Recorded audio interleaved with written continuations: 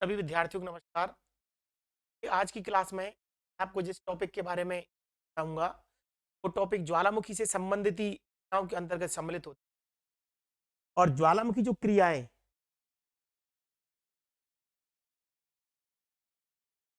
उसी से संबंधित क्षेत्रों में ये घटनाएं देखने को और इसको लेकर के भी प्रश्न आते रहे हैं एग्जामिनेशनों में। और आरएस मेंस एग्जामिनेशन में कई बार तीनों चीजों को लेकर के प्रश्न पूछे हुए हैं और कंपटीशन में भी कई प्रश्न आते हैं। लोकेशन भी आप लोगों को बताऊंगा। तो एक तो ये ध्यान रखना है, तो ज्वालामुखी क्षेत्र हैं या ज्वालामुखी संभावित क्षेत्र, देखिए उसका मतलब ये होता है ज्वालामुखी क्षेत्र तो वो हुए जहां पर ज्वालामुखी की क्रियाएं घटित हो रही हैं या ज्वालामुखी उद्गार हो रहा है। लेकिन कुछ क्षेत्र ऐसे भी हैं जहां पर भूगर्भ के अंदर ज्वालामुखी से रिलेटेड कंडीशन तो है लेकिन विस्फोट नहीं हो रहा। उसके कई कारण हो सकते हैं, तो उन क्षेत्रों में भी ये घटनाएं देखने को मिलती। तो ज्वालामुखी से संबंधित घटनाओं के अंतर्गत इन टॉपिकों को पढ़ते हैं, जिनमें मुख्य रूप से यदि हम बात करें तो एक टॉपिक है धुआरा, फुनारोन्स। देखिए धुआरे को लेकर के धुआरा क्या होता है ये तो हम पढ़ेंगे ही, इसके साथ साथ इसमें कुछ प्रसिद्ध धुआरे हैं उसको लेकर के कंपटीशन आते हैं। आप ऑब्जेक्टिव प्रश्न भी आता है और आरएएस और आईएएस जैसे एग्जामिनेशन में आपके 2 लाइन का या आपका छोटा प्रश्न भी आता रहा है। इनकी लोकेशन भी बताऊंगा मैं आपको और कौन कौन से प्रसिद्ध धुआरे हैं, कौन कौन से ज्वालामुखी क्षेत्र में वो मिलते हैं। इसको लेकर के एक ऐसा टॉपिक है उससे 3 प्रकार से प्रश्न पूछा हुआ है कि ये कौन से ज्वालामुखी क्षेत्र में, ये फलाना क्षेत्र कहां पर है, ये क्षेत्र किस देश के अंतर्गत आता है। तो इस प्रकार से अनेक प्रकार से प्रश्न। तो एक तो वो धुआरा, ये ज्वालामुखी क्षेत्रों से संबंधित घटनाएं है। गैसर, देखिए गैसर और एक गर्म जल स्रोत, ये 3 जो टॉपिक हैं इनमें से ये गैसर और गर्म जल स्रोत जिसको हॉट स्प्रिंग कहते हैं, इसमें एक अंतर है। आप सामान्यतः पढ़ोगे तो आपको बड़ा आश्चर्य होगा, आप देखोगे सर ये तो दोनों एक ही बात कह रहे हैं, लेकिन दोनों में अंतर है। एक तो सेबेराम घटनाएं, एक एबेराम घटनाएं।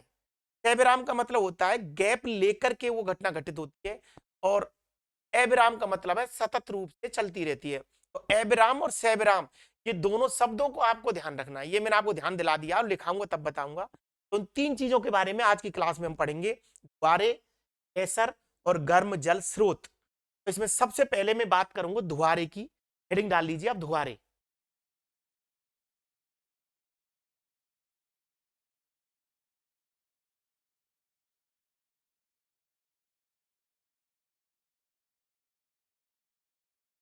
देखिए धुआरे,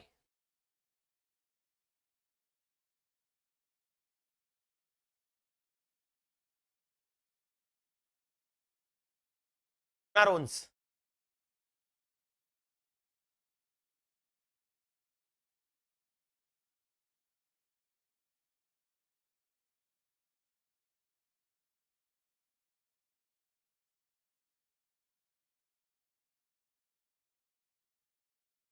देखिए फुनारोन्स क्या होता है, एक तो जिन क्षेत्रों में ज्वालामुखी क्रिया घटित होती है वहां पर ये देखने को मिलता है।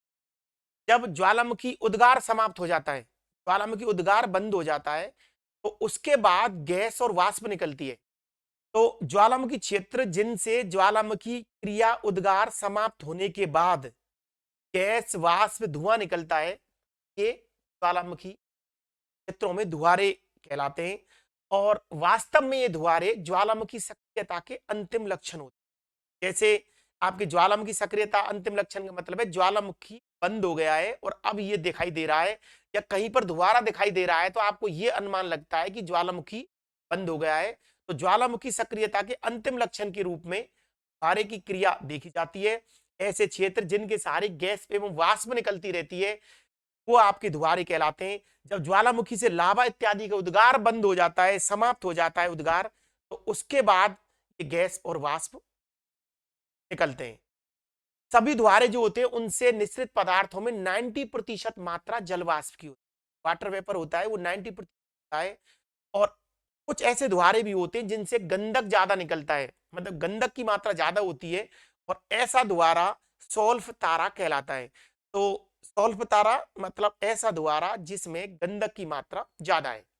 इसको पॉइंट बाय पॉइंट लिखिए आप, धुआरे देखिए, यदि आप सतही रूप में पढ़ना चाहते हैं, तकिया लगा करके बेड पर मोबाइल रख करके पढ़ना चाहते हैं, बता दूं मैं आपको, चाहे किसी भी एग्जामिनेशन की तैयारी कर रहे हैं आप सूचनाएं प्राप्त तो कर सकते हो इस तरीके से, लेकिन सब्जेक्ट पे कमांड नहीं। तो ऐसे विद्यार्थी, चाहे कितने पढ़े लिखे हो आप, चाहे जेआरएफ हो, चाहे नेट हो, और चाहे कितने भी अपने आप को आप विद्वान मानते हो, ये भी तय है कि जिसने अपने आप को विद्वान मान लिया, उसका नॉलेज का जो बढ़ने का स्तर है वो रुक जाता है।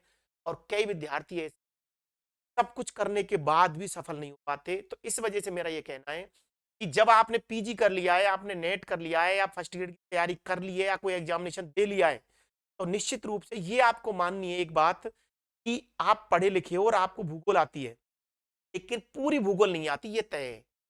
अब वहां पर आपके ऊपर डिपेंड करता है कि यदि आपने पूर्ण मान लिया तो आप पावट आएगी, और यदि आप ये कहोगे कि संभावना, क्योंकि मैं तो यही समझता हूं कि यदि मैं किसी क्लास में बैठूं, कोई प्रोफेसर पढ़ा रहा है और मैं उसमें बैठता हूं, टीचर पढ़ा रहा है मैं उसमें बैठता हूं, 2%, 5%, 10%, 20% ज्ञान बढ़ेगा। और ये बात आपको ध्यान, उन विद्यार्थियों के लिए कह रहा हूं मैं, तो ज्यादातर नेट जेआरएफ करने के बाद स्थिरता की कंडीशन में आ जाते हैं। तो भूगोल में कमांड करने के लिए, या भूगोल में लेक्चर जैसे एग्जाम, प्रोफेसर जैसे एग्जाम क्लियर, आपको लिखिए, आप पढ़िए, रिपीट, और धीरे धीरे आती है, कुछ ना कुछ मानचित्र का समझिए, जोड़ तोड़ करना सीखिए, को रिलेटेड करना सीखिए। तो देखिए, ऐसा क्षेत्र, पहला बिंदु, ऐसा क्षेत्र जिनसे, ऐसा क्षेत्र जिनसे या जिनके सहारे गैस एवं वाष्प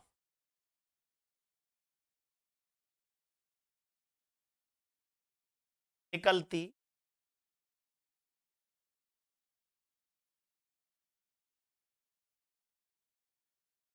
अगला पॉइंट,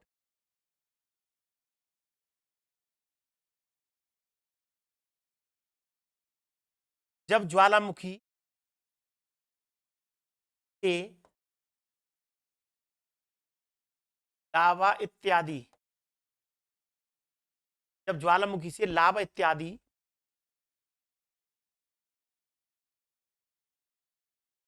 का उद्गार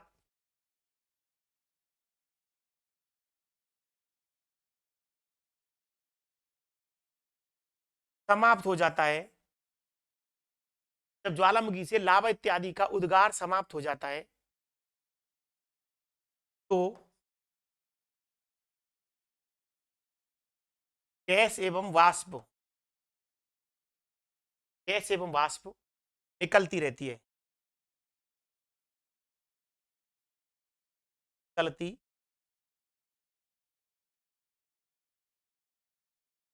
निकलती रहती। तीसरा पॉइंट लिखिए, तीसरा बिंदु, वास्तव में, वास्तव में हमारे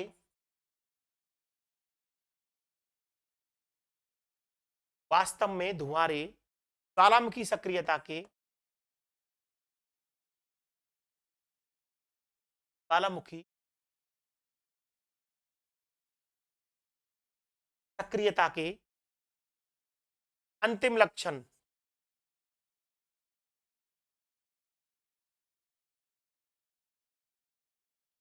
वास्तव में धुआंरे ज्वालामुखी सक्रियता के अंतिम लक्षण माने जाते हैं।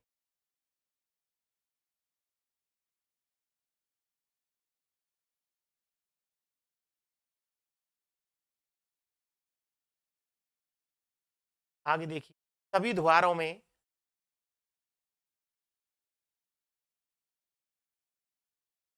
सभी धुआरों में लगभग, एक कॉमन चीज मैं बता चुका हूं, सारी वही लिखा रहा हूं मैं आपको, सभी धुआरों में लगभग समस्त निश्रित पदार्थ में तृतीय पदार्थ में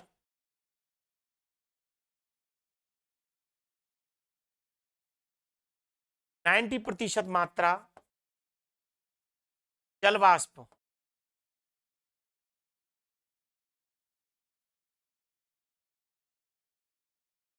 की होती है।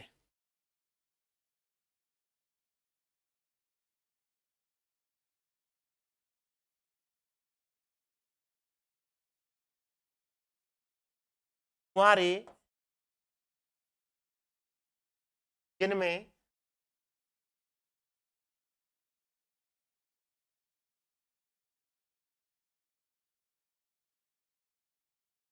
गंधक की मात्रा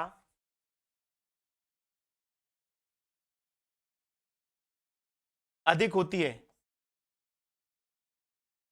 कुंवारे जिनमें गंधक की मात्रा अधिक होती है, उन्हें सोल्फ तारा, उन्हें सोल्फ तारा कहते हैं।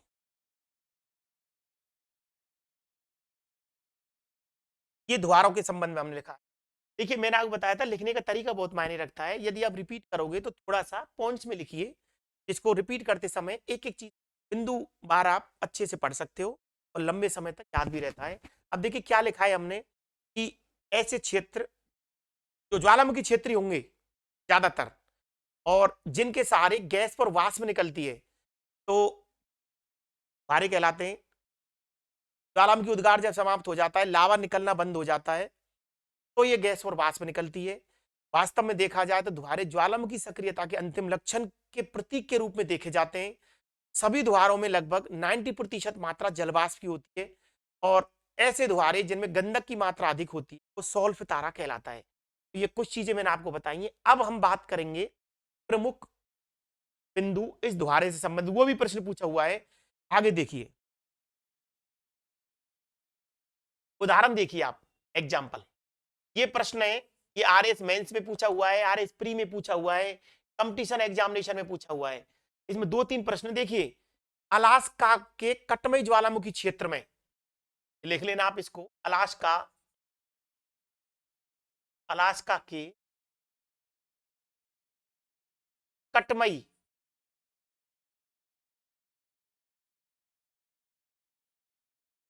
ज्वालामुखी क्षेत्र में, अलास्का के कटमई ज्वालामुखी क्षेत्र में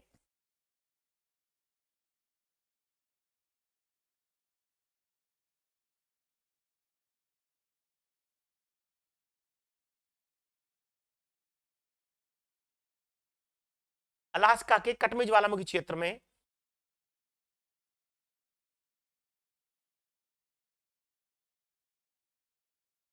10,000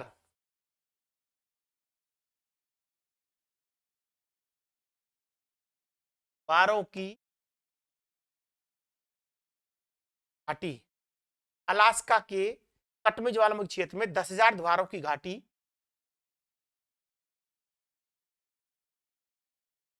स्थित है।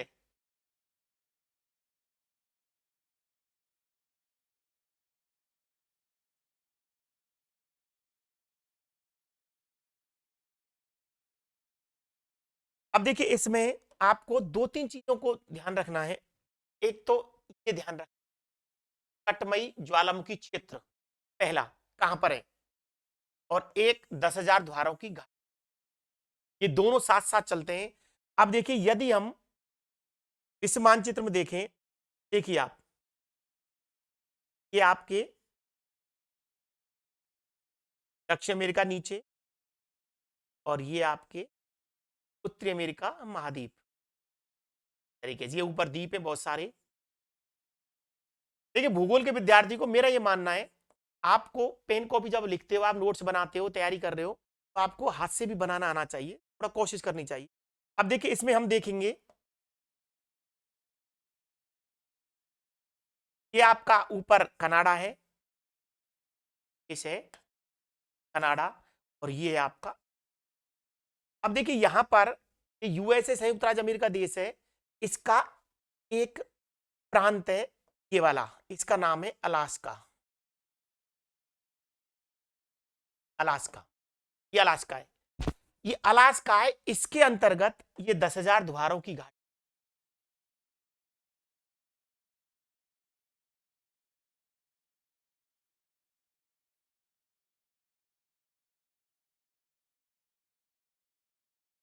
दस हजार द्वारों की। अब देखिए ये जो उदाहरण हमने दिया है, सबसे पहला जो एग्जाम्पल लिया है हमने, दो तीन एग्जाम्पल और लिखेंगे। इसमें जो ये एग्जाम्पल है, इसमें देखिए कितनी चीजें आपको यहां याद रखनी है कि अलास्का, ये अलास्का हो गया। अब आपको ध्यान रखना है कि आपका अलास्का, और अलास्का किसके अंतर्गत आता है? यूएसए का। ये ध्यान रखना है। जैसे कभी प्रश्न आ जाए 10,000 द्वारों की घाटी कहां पर स्थित है, तो आपको ध्यान रखनी है 10,000 द्वारों की घाटी स्थित है अलास्का में। अलास्का नहीं होकर के देश का नाम आ जाए तो संयुक्त राज्य अमेरिका होगा उसको, चाहे आप संयुक्त राज्य अमेरिका कह लीजिए, चाहे उसको अलास्का लिख लीजिए आप। तो ये दोनों चीजें एक साथ, और इसमें ये आपका अलास्का इसके प्रांत है, इसमें हमने 10,000 द्वारों की घाटी, और अलास्का ये संयुक्त राज्य अमेरिका में स्थित है दोनों। और ज्वालामुखी क्षेत्र का नाम है कटमई। क्या नाम है? ज्वालामुखी क्षेत्र, ये आपका कटमई, कटमई ज्वालामुखी क्षेत्र।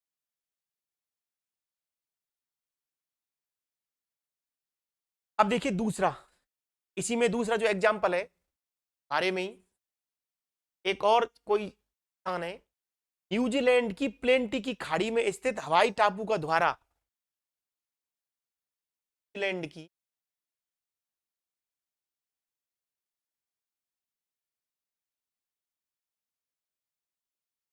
प्लेंटी की खाड़ी,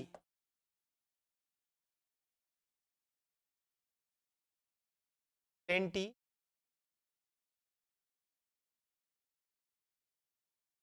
की खाड़ी में स्थित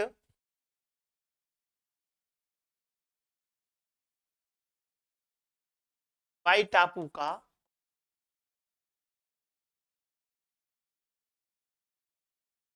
द्वारा, न्यूजीलैंड की प्लेंटी की खाड़ी में स्थित हवाई टापू का द्वारा। इसके बाद देखिए ईरान का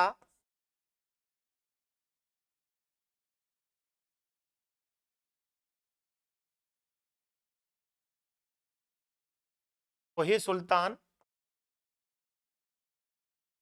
द्वारा, वही सुल्तान, देखिए ज्वालामुखी का नाम भी है वहां पर, ये जो ईरान का कोही सुल्तान, ये ज्वालामुखी भी है।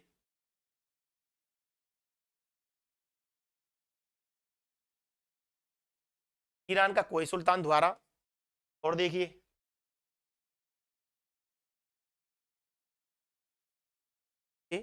कोड डाल के लिख लेना,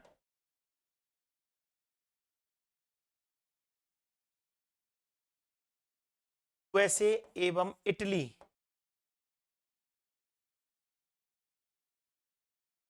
जैसे देशों में, यूएसए संयुक्त राज्य अमेरिका एवं इटली जैसे देशों में द्वारों से, द्वारों से निसृत, द्वारों से निसृत वाष्प एवं गैस, वाष्प एवं गैस से बिजली बनाई जाती। यदि आप विधिवत रूप से सारी क्लासें लेना चाहते हो तो एचडीएस एजुकेशन ऐप है, एचडीएस एजुकेशन ऐप के द्वारा भी आप पढ़ सकते हो। बिल्कुल सिस्टमेटिक तरीके से आपकी भूगोल की क्लासेज टॉपिक आप देख सकते हो। और यदि आप बैठ करके नोट्स बनाना चाहते हो, नोट्स जब बनाओगे तो उसके बाद आपको अपने आप में नोट्सों में परफेक्शन आपको नजर आएगा, और आप लिखोगे आप तब लगेगा ये पूरा टॉपिक हमने बहुत अच्छे से पढ़ रखा है। अब एचडीएस एजुकेशन ऐप पर जा करके लिख देता हूं मैं आपको, एचडीएस एचडीएस एजुकेशन ऐप पर जाकर के पूरी क्लासेज ज्वालामुखी की सिस्टमेटिक तरीके से, क्रम वाइज तरीके से, नंबरिंग के साथ सभी क्लासेज उस पर डली हुई है, वो आप देख सकते हैं। तो ये सबसे पहले हमने दोहारों के बारे में पढ़ा कि दोहारा क्या है, दोहारा किसे कहते हैं, सौल्फ तारा क्या होता है। उसके बाद इसके एग्जाम्पल मैंने आपको बताए, कटमई ज्वालामुखी क्षेत्र यूएसए का, उसमें विश्व प्रसिद्ध 10,000 दोहारों की घाटी है। उसके बाद बताए न्यूजीलैंड की खाड़ी में हवाई टापू का दोहारा प्रसिद्ध दोहारा है। ईरान का कोहे सुल्तान। कहने का मतलब है दोहारा जो घटना है, दोहारे जो देखने को मिलते हैं ज्यादातर इसके ज्वालामुखी क्षेत्र है वहां पर देखने को मिलते हैं, और ज्वालामुखी सक्रियता के अंतिम लक्षणों देखा जाता है। अब देखिए, अब हम बात करेंगे आगे हरे के बाद गैसर। अगला आप हेडिंग डाल लीजिए, गैसर।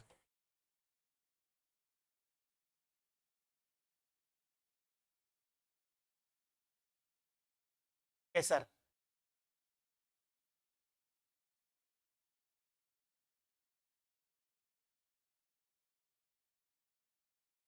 गैसर गर्म जल के स्रोत होते हैं। गैसर, इंग्लिश में गीजर लिख रहे हैं इसको, गैसर वस्तुतः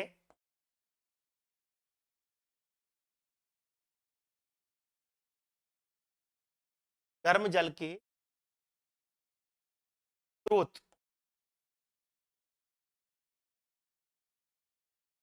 गैसर वस्तुतः गर्म जल के स्रोत होते हैं जिनसे सविराम, जिनसे सविराम, सविराम का मतलब होता है अवकाश के बाद, रुक रुक करके, अवकाश बाद, अवकाश के बाद। गैसर वस्तुतः गर्म जल के स्रोत होते हैं जिनसे सविराम कह लीजिए या अवकाश के बाद कह लीजिए, अवकाश का मतलब होता है रुक रुक करके, अवकाश के बाद गर्म जल तथा वाष्प,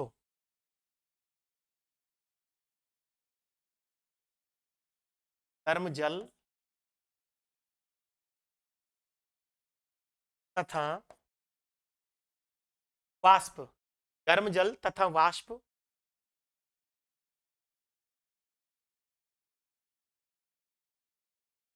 तीव्रता से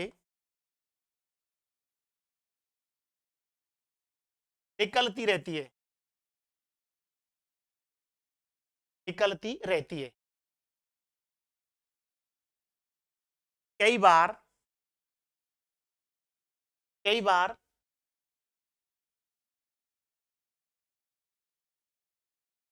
इनकी ऊंचाई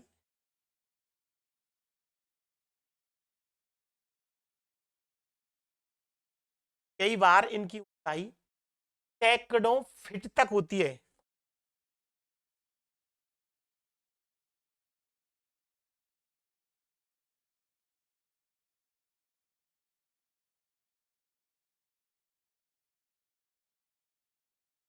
कई बार इनकी ऊंचाई सैकड़ों फीट तक होती है।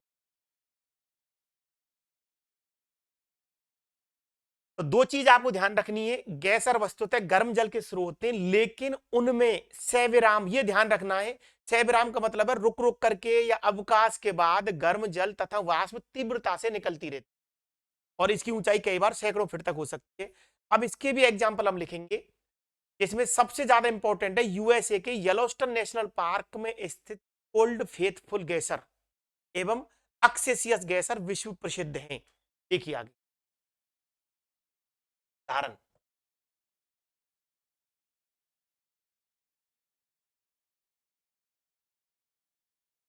यूएसए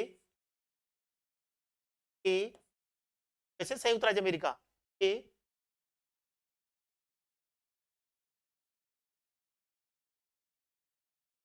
येलोस्टन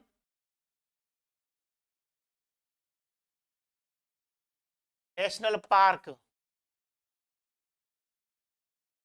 यूएसए के येलोस्टन नेशनल पार्क में स्थित, यूएसए के येलोस्टन नेशनल पार्क में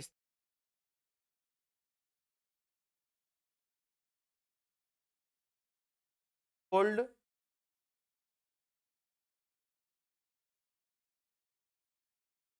ओल्ड फेथफुल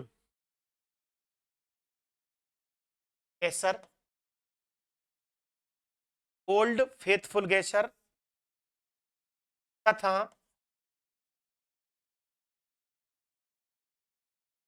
अक्सेसियस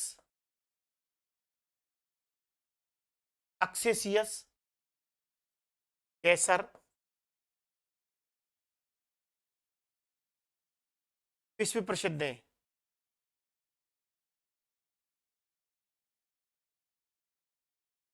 ये आपको ध्यान रखना है। देखिए, इसमें एक तो ये ध्यान रखना है, येलोस्टोन नेशनल पार्क, इसमें कौन कौन से, एक तो ओल्ड फेथफुल गैसर है और एक है अक्सेसियस गैसर। ये विश्व प्रसिद्ध गैसरों के उदाहरण है। तो आपको दो तीन तरीके के प्रश्न आता है इसमें। येलोस्टोन नेशनल पार्क कहां पर स्थित है, नंबर एक। दूसरा, ओल्ड फेथफुल गैसर कहां पर स्थित है, उसमें संयुक्त राज्य अमेरिका भी ऑप्शन में हो सकता है, और पार्क का नाम हुआ तो येलोस्टोन नेशनल पार्क हो सकता है, जगह है कोई, लोकेशन। और अक्सेसियस गैसर, ये दो गैसर संयुक्त राज्य अमेरिका में विश्व गैसर के उदाहरण है। और सबसे ज्यादा इंपॉर्टेंट ध्यान ये रखना है कि गीजर या गैसर का नाम आए तो गर्म जल के स्रोत हैं, ये सबको पता है, हॉट स्प्रिंग और दोनों गर्म जल के स्रोत होते हैं, लेकिन एक सविराम है एक अविराम है। तो गैसर क्या होता है, सविराम होता है। ये सविराम जो शब्द है उसका आपको ध्यान रखना है। अब हम बात करेंगे तीसरी जो घटना है ज्वालामुखी क्षेत्रों से संबंधित, गर्म जल स्रोत। गर्म स्रोत का नाम है हॉट स्प्रिंग।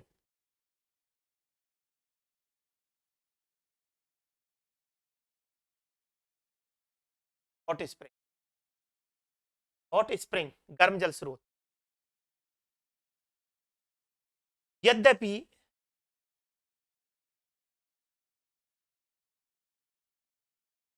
गैसर एवं गर्म जल स्रोत,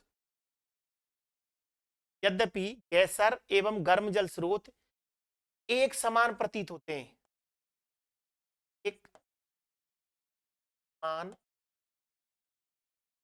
प्रतीत, एक जैसे लगते हैं, देखोगे ना आपको तो दोनों में अंतर नहीं लगेगा, लेकिन लेकिन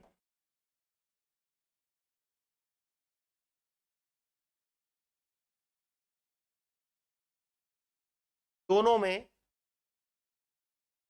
अंतर होता है। अंतर का मैंने बताया था आपको, एक सविराम और एक अविराम है।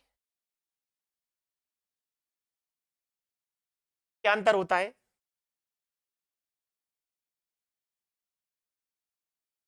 गर्म जल स्रोत में, देखिए इनकी इंग्लिश भी ध्यान रखना है आपको, हो सकता है हिंदी में दोनों एक लिख दें।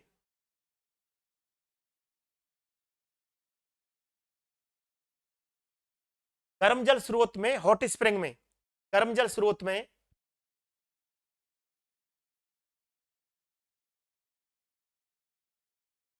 वाष्प तथा गैस, वाष्प तथा गैस, वाष्प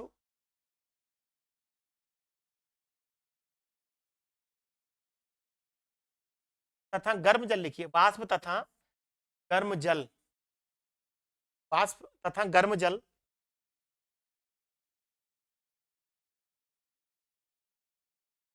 अविराम, अविराम का मतलब होता है सतत या लगातार। गर्म जल स्रोत में, हॉट स्प्रिंग में वाष्प तथा गर्म जल अविराम या सतत या लगातार निकलता रहता है, निकलता, जबकि जो आपके उनमें अविराम होता है, इसमें अविराम होता है उसमें सविराम होता है।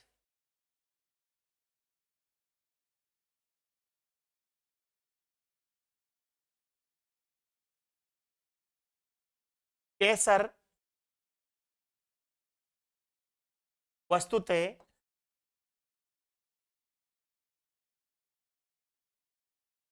ज्वालामुखी क्षेत्रों से संबंधित है।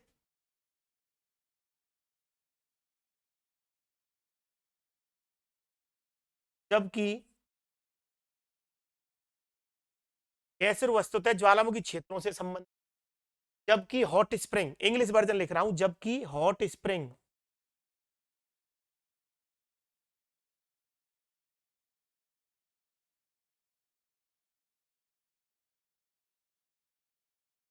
जबकि आगे लिखिए, जबकि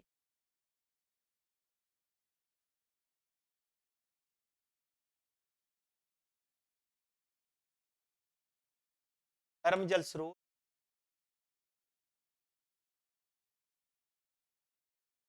SPRI, जबकि गर्म जल स्रोत या हॉट स्प्रिंग पृथ्वी की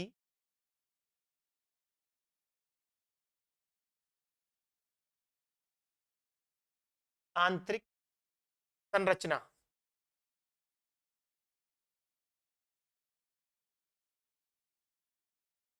संबंधित है।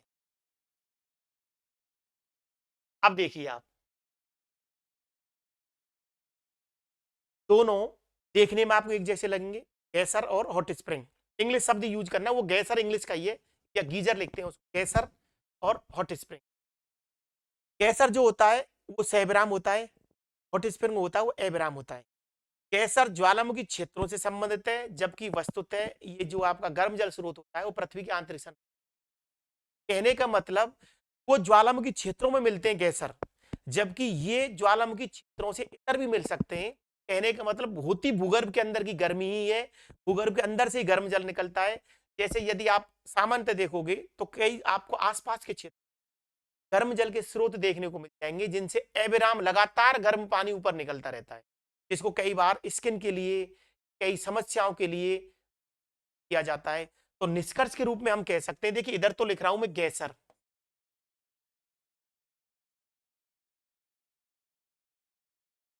और इधर लिख रहे हैं अपन गर्म जल या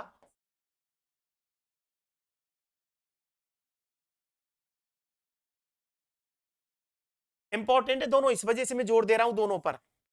देखिए 2-3 बिंदु लिखूंगा, ये तो होता है सविराम, ये होता है अविराम। एक तो ये ध्यान रखना है, सविराम अविराम का मतलब है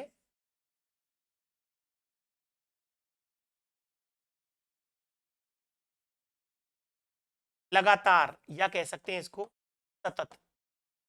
प्रश्न जो पूछता है, उलझता है बच्चा इसमें। अविराम का मतलब है रुक रुक कर, अवकाश के बाद। दूसरा क्षेत्र कौन सा होगा, ये ज्वालामुखी।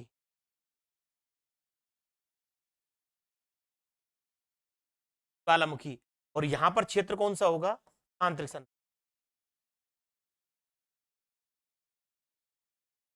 पृथ्वी की आंतरिक। ये ध्यान रख, कहने का मतलब आपको ये जो है आपका गैसर, ये इन क्षेत्रों में देखने को मिलेगा, जबकि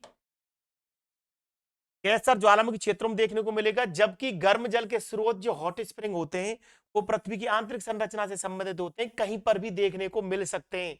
जहां पर पृथ्वी के अंदर अंदरूनी जो गर्मी है वो गर्म जल के साथ आती है, तो वो गर्म जल होता है, तो वो आपका इन क्षेत्रों में हो सकता है, ये आपका ज्वालामुखी क्षेत्रों में, नंबर एक। दूसरा, इसमें सैबराम होता है, रुक रुक करके निकलता है पानी, जबकि इसमें अविराम या लगातार या सतत निकलता रहता है। आज की क्लास में मैं 3 घटनाएं, 3 रूप ज्वालामुखी से संबंधित क्षेत्र के बताए। इसमें सबसे ज्यादा मोस्ट धुआरा। धुआरा में क्या होता है, एक तरीके से गैस और वाष्प निकलती है। जब ज्वालामुखी उद्गार समाप्त हो जाता है तो उसके बाद गैस और वाष्प निकलती है। इसके बाद गैसर बताया, गैसर में क्या होता है, गर्म जल निकलता रहता है, वाष्प निकलती रहती है आपके रुक रुक करके अवकाश के बाद। और ये सब हम देख, अगर आप विधिवत रूप से सारी क्लास पढ़ना चाहते हो, एचडीएस एजुकेशन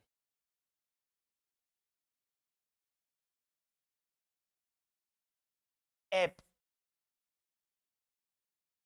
ये डाउनलोड करके कम की और ज्वालामुखी की पूरी भूगोल भूगोल की जो क्लास है, जो उसमें सकते हो। और व्हाट्सएप ग्रुप से आप जुड़ सकते हो, मैसेज कर सकते हो।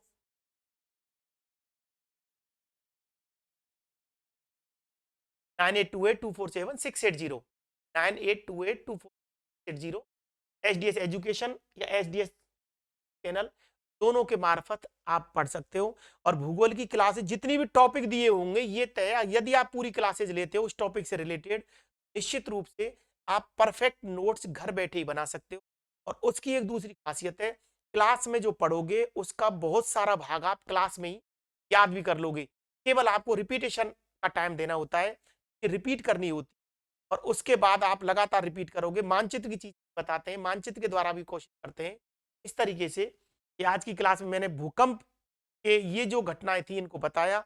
इससे पहले भूकंप की बहुत सारी क्लासेज आप ऐप पर भी हैं, यूट्यूब पर भी हैं, आप पढ़ना चाहो पढ़ सकते हो, नोट्स बना सकते हो।